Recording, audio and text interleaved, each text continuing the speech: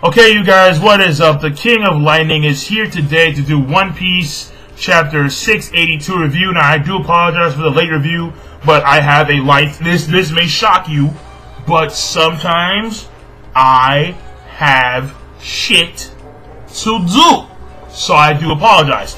And so I'm going to try and make it, as quick as I can, which means I'm going to try and keep it underneath 10 minutes. So this chapter, overall, this chapter is good. However, there was one thing I didn't like about this chapter, and that was, of course, they skipped the Sanji Virgo fight. Well, not even skipped.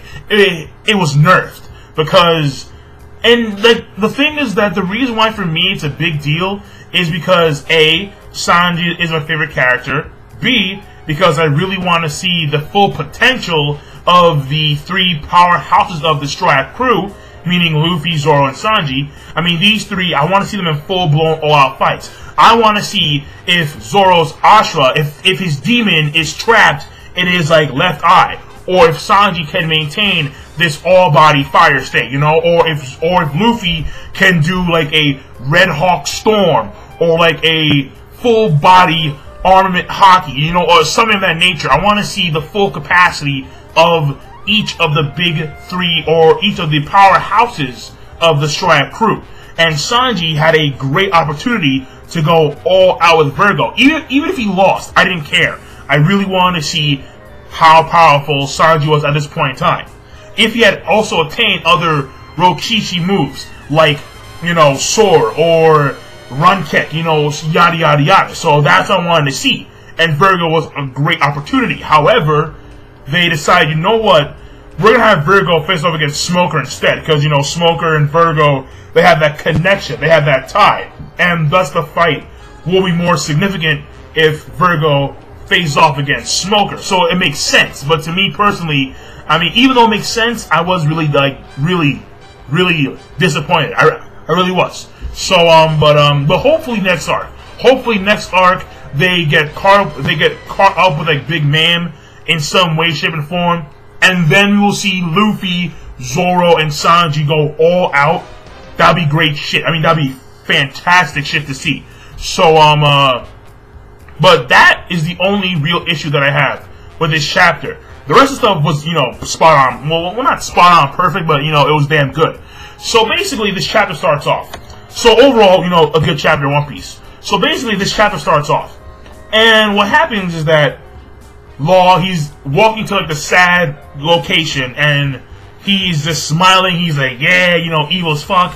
So clearly, and the thing about sad that's so interesting is that not only is it created in this laboratory that Caesar Clown has. I mean, the way I see it is this, right?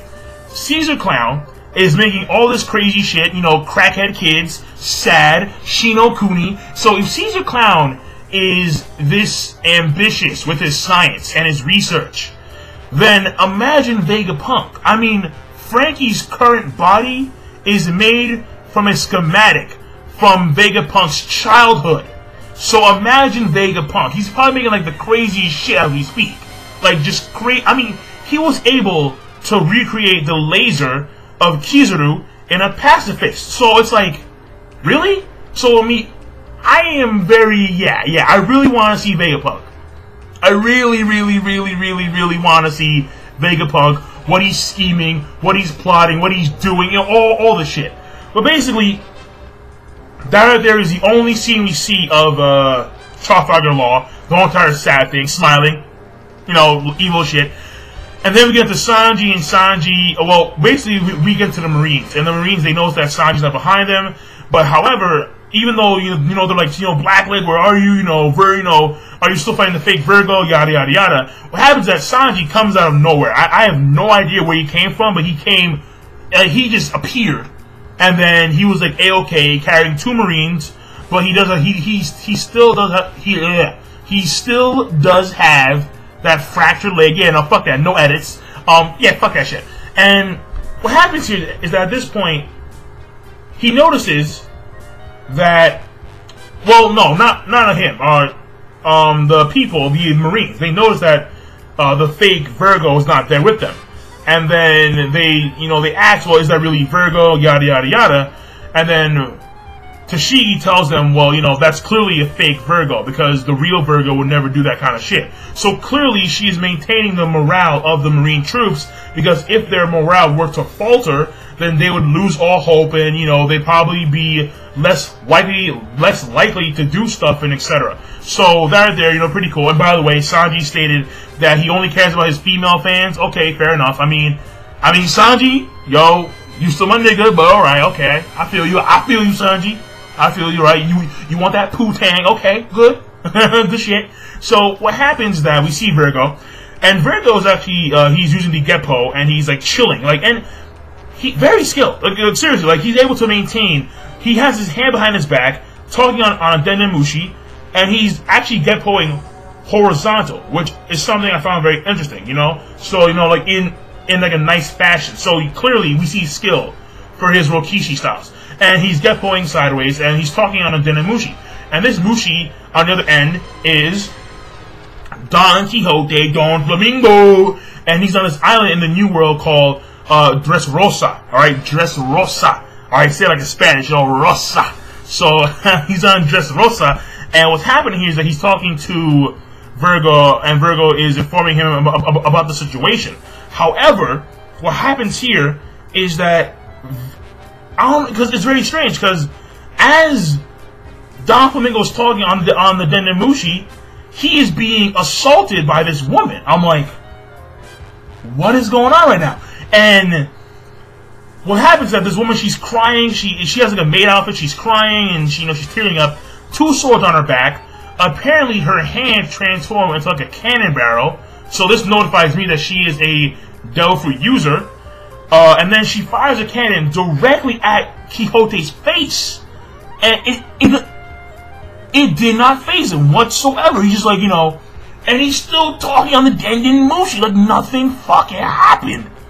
I was like, bro. So that was crazy shit. And then he's talking on the Dendemushi. He is dodging all of her attacks on some like Kenboshin no Haki shit. So maybe Quixote blocked her attack using armament hockey on his face, like on some on some crazy shit. So what happened is that she's attacking him as he's still talking about Virgo, about the situation, about how Law wants to kidnap Caesar, and how Caesar is the only one who can produce sad. And then at some point, this person wearing like a Rob Lucci / Sabo top hat with goggles on that shit like Sabo, but a mask on his face, just shoots this girl in the face. I mean, just shoots her. Just shoots her in the face.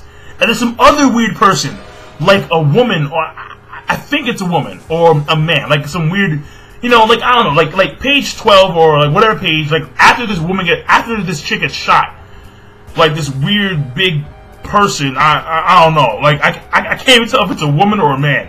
It's weird. But basically, she's like, baby 5.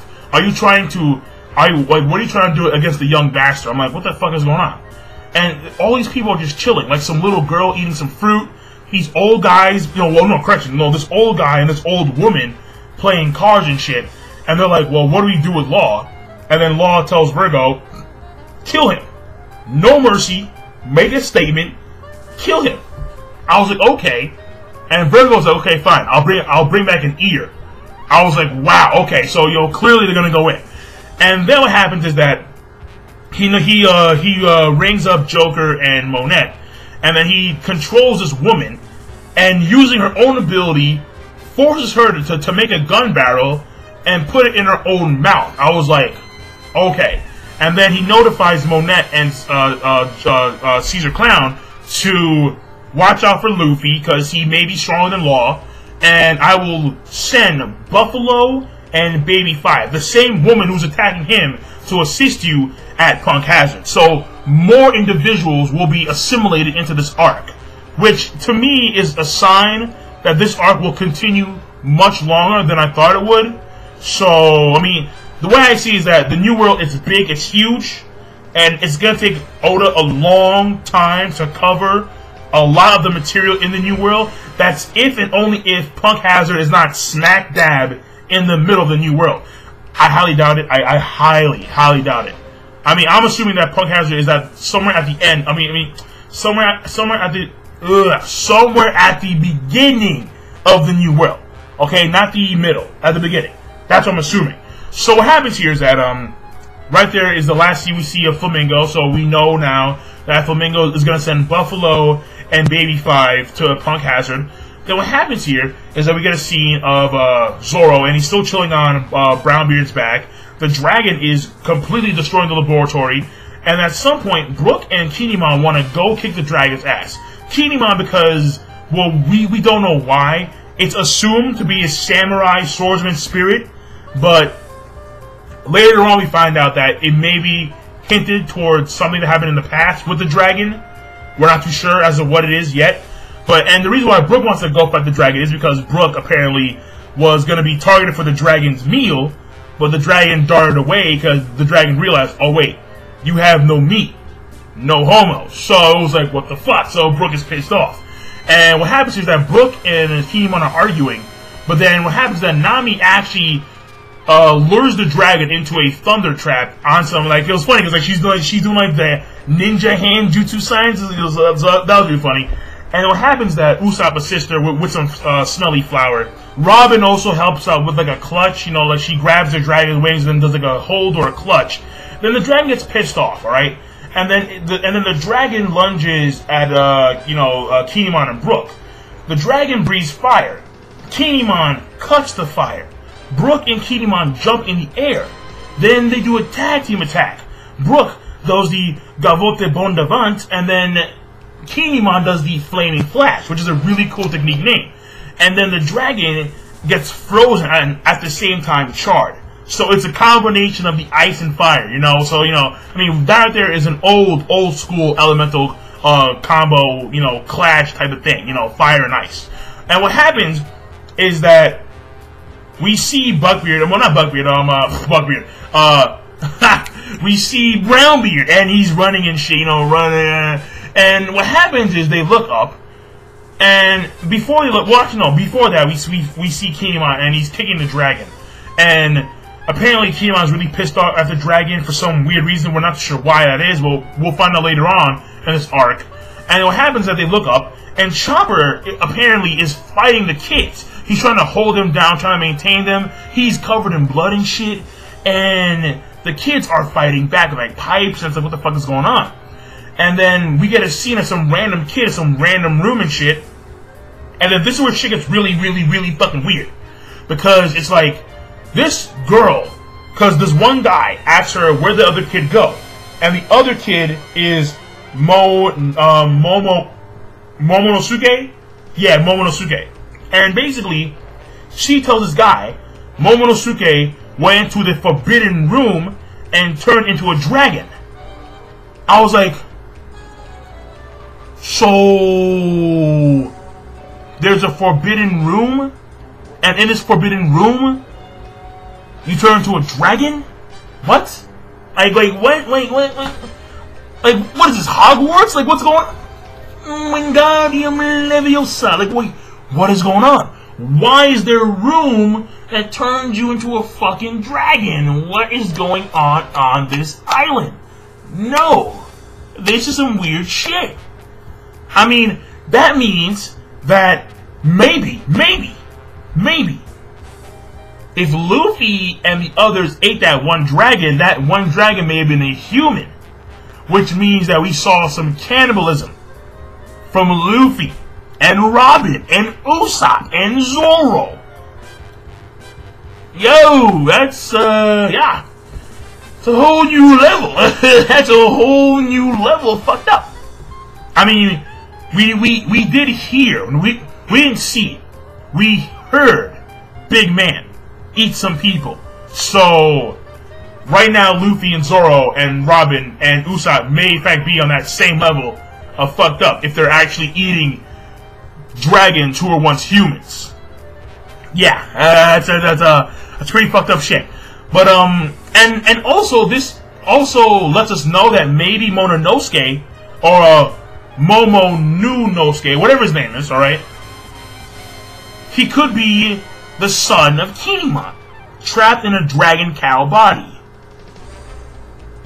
It's very... I mean, I don't know.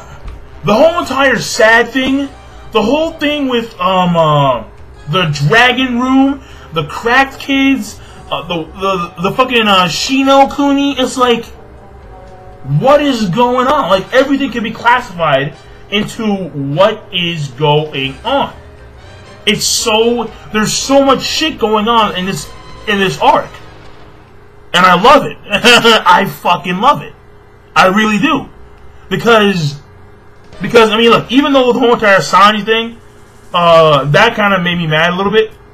But, other than that, I mean, good shit. I mean, my interest is still peaked. Like, it is, like, even though this arc has clearly slowed down, because when this arc started, it was fast. It was, you know, bam, fire, straight up, dragons off the gate and shit, melting island over here, frozen side over here, you know, so it was clearly off the gate, you know, action, awesome. And this arc now has slowed down, but it's still piquing my interest, so I respect that. And one last thing before I go. I'm gonna do a video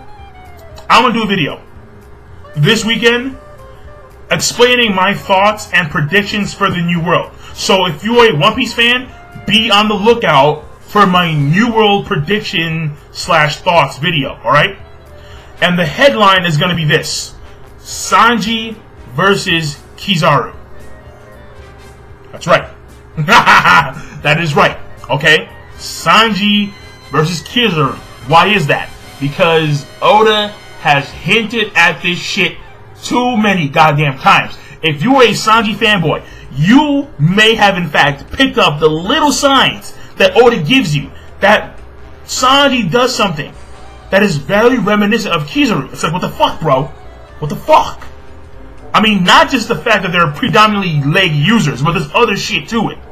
It's like, I know where you're going with this. So, but yeah, you know, I'll say that for that. I'll save that for that video. So that being said, I'm done. This is the King of Lightning. Be sure to rate, comment, and as always, subscribe. And I'm signing out. Peace. Have a nice day.